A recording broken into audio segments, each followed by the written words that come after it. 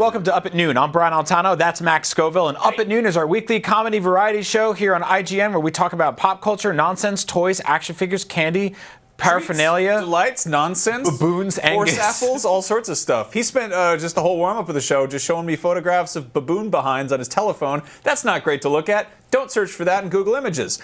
Speaking of monstrous things, Godzilla King of the Monsters is coming out in theaters this very weekend. We're both very excited about it. We may be going to the theater together to check it out. And we want to talk about this toy in a minute. But first, we have pressing business. We need to shoot each other in the heads.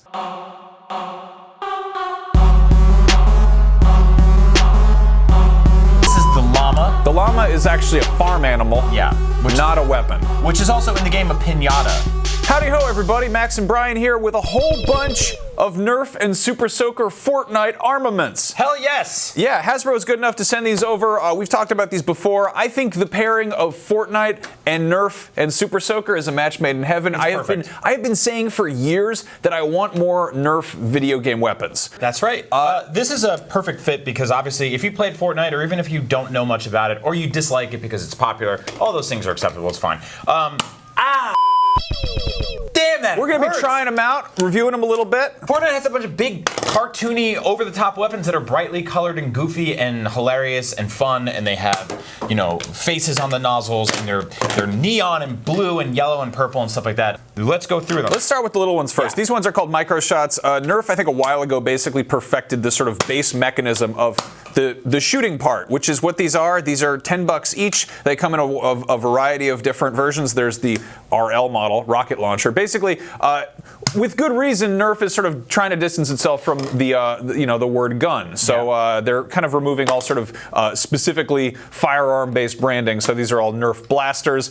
This is the, I believe, the TS, the tactical shotgun variant.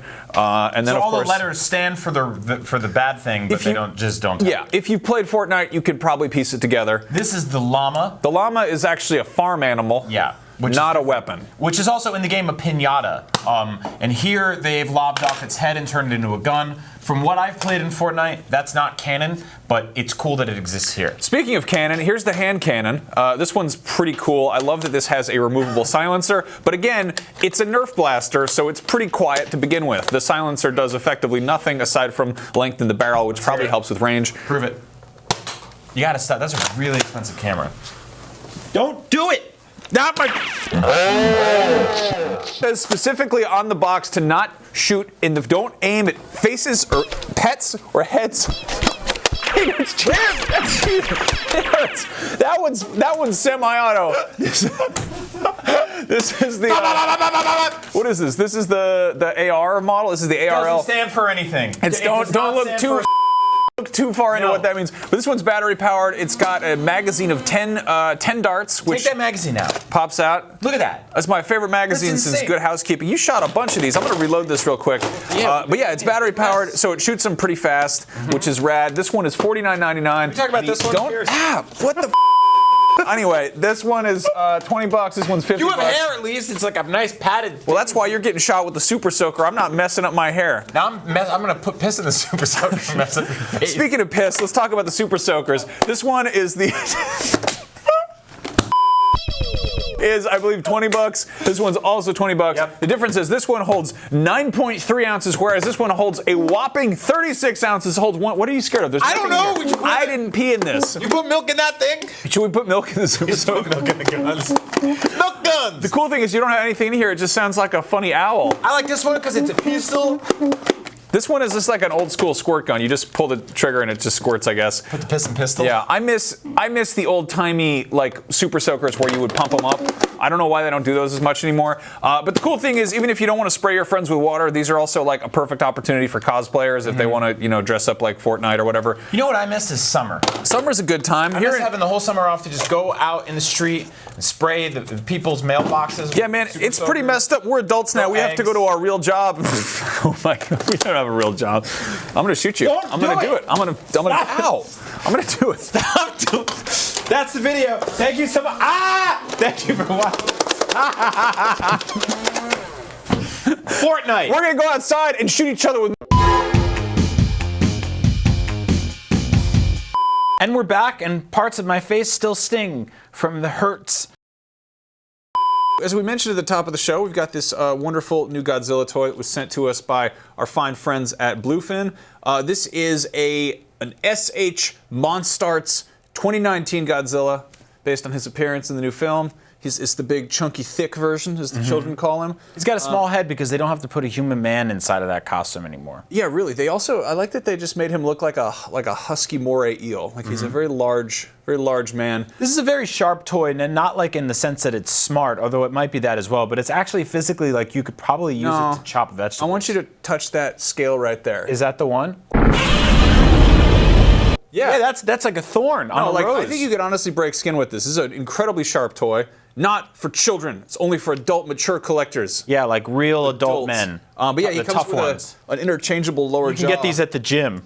I think you can get these at Barnes & Noble if they're still alive. Home Depot has a whole section on the Godzillas. You can use this. It honestly hurts to put your hand up to it. It's kind of weird. But he's got this this whole like extra blue flame thing you can put in there and make him do that thing from the trailer where he's like.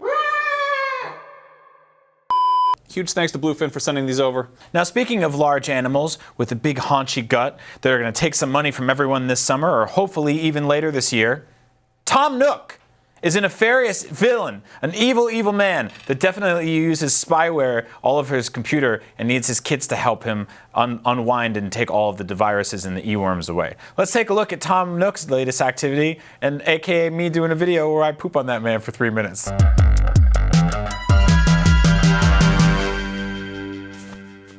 There's the V. Big V, small V, little V. One more clap. Oh, that's a good one. IGN's top 10 claps. Animal Crossing is a classic video game franchise loved by many gamers everywhere because it's a charming and relaxing good time. Because it's slow, and you can't use guns. To be fair, guns would probably make Animal Crossing easier because you could rob people for money instead of shaking trees, but one character in Animal Crossing who doesn't need a gun to rob people is nefarious bandit and real estate mogul Tom Nook.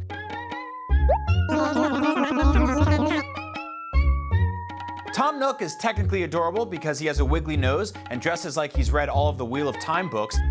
You. This garbage-eating river bear, he doesn't give a shit about you or your money. Yeah, this is gonna be that kind of video.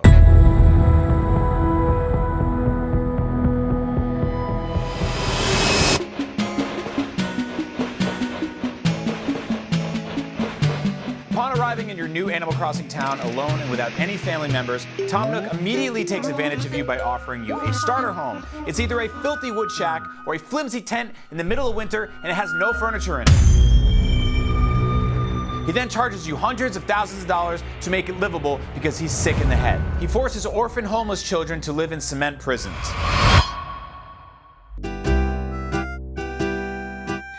In Animal Crossing Pocket Camp, Tom Nook doesn't even run a business because he's too busy charging money for appearance fees like a retired 90s B-movie actor at Comic-Con. For 250 Leaf tickets, which cost real money, Tom Nook will sit in a director's chair on your front lawn and basically just fall asleep because he doesn't care about you or your money and he hates you because he's evil. You. That's what he says to you, his message. Number 3, he supports child labor and literally only hires children. This is real. Timmy and Tommy Nook are identical twin raccoon children who work in Tom Nook stores, often through early mornings and very late nights. Also, it's weird that he only hires his family members, like the president. Tom Nook buys and sells new and used items, meaning you can walk into his shop, buy a new rug for like $3 grand, and then immediately sell it back to him for like $1,200 bucks. Kind of like a GameStop. Now imagine if you also mortgage your home from GameStop, so on top of them ripping you off on he's basically a GameStop that you also pay mortgage to. F you.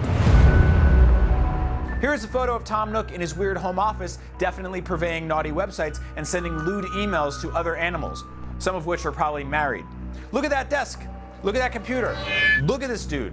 He definitely uses Internet Explorer. All kinds of viruses and European spam pop-ups and constantly asks his kids to fix his computer because it's too slow and he's just disgusting. I really love Animal Crossing. Why do you think Tom Nook is a monster? Let us know in the comments below. And for all things Animal Crossing and Internet Explorer, you're already in the right place. IGN. I'm proud of it. I think it was a you. Check this out. Does it remind you of anything?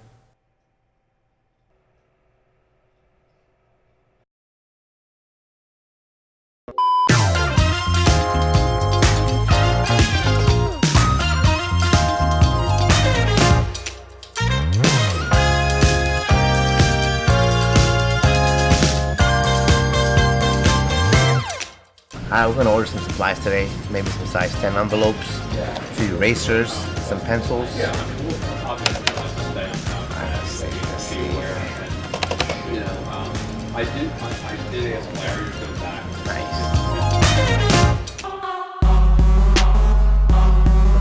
Coming up next, it's check it out for more after this and keep it around for one more thing. Don't move. I swear to God, if you move, I'll kill you. You can't say that. You can't threaten people like that. Let me try this one. Oh, hey, you're still here? Well, thanks for watching. Stick around for even more and don't move, because if you do, I'll slit your throat. What the man?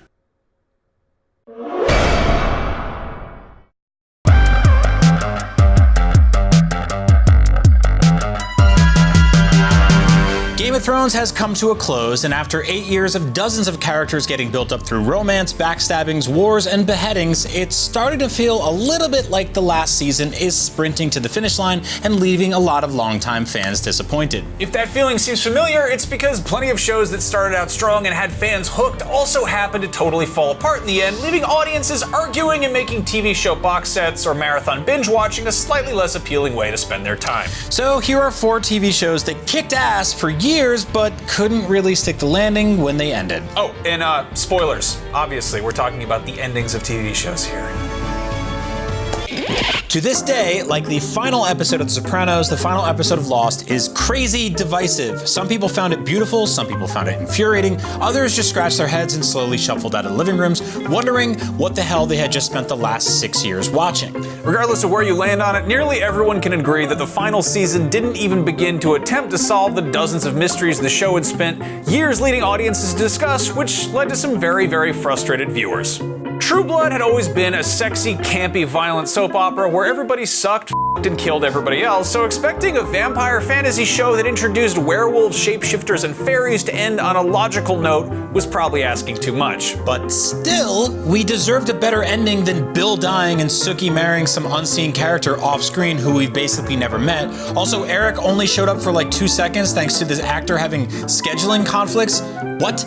True Blood was always a fun bad show until the fun part went away and then it just became a bad show. Just like Real Friends, the series of the same name got a bit less lovable when it overstayed its welcome. The insane popularity of the show led to more seasons being tacked on and the writers' room scrambling for new ideas. Most egregiously, the show that had always hinged on the relationship between Ross and Rachel decided to throw Joey Tribbiani into the mix for an awkward love triangle that seemed pretty much designed to jerk the audience around. Of course, the final episode of the show was a heartfelt send-off with Ross and Rachel getting back together. Or did they? Yes, they did. It was confirmed on the spin-off show Joey, which nobody watched. We're talking about TV shows that really pooped the bed. Lots of people point to the final episode of Dexter, where he's still alive after dumping his sister's body in the sea and sailing his boat into a hurricane only to survive and show up with a lumberjack beard and some weird Canadian logging company. Seriously. But really, that show had already turned sour several seasons earlier. Remember when his kid fell on the treadmill and it looked like a grown man acted as a stunt double? I can't get through that without laughing. That scene was probably the dumbest shot scene in like TV history. Or when his sister fell in love with him. Yeah, you tried to forget that, didn't you? There it is, it's in your head again. Dexter kicked ass and murdered for its first few seasons, but hot damn did that show leave a in our mouths. What? But hey, even the worst endings can't ruin the good parts. Sometimes the journey is better than the destination, right?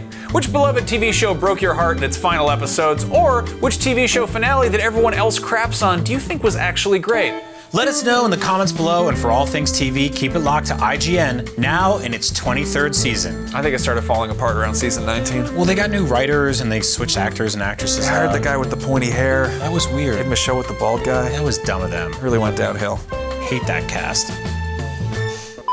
Thanks, Max. That sucked. The f is wrong with you? Thanks for watching. I would like a different ice cream cone. This one is awful.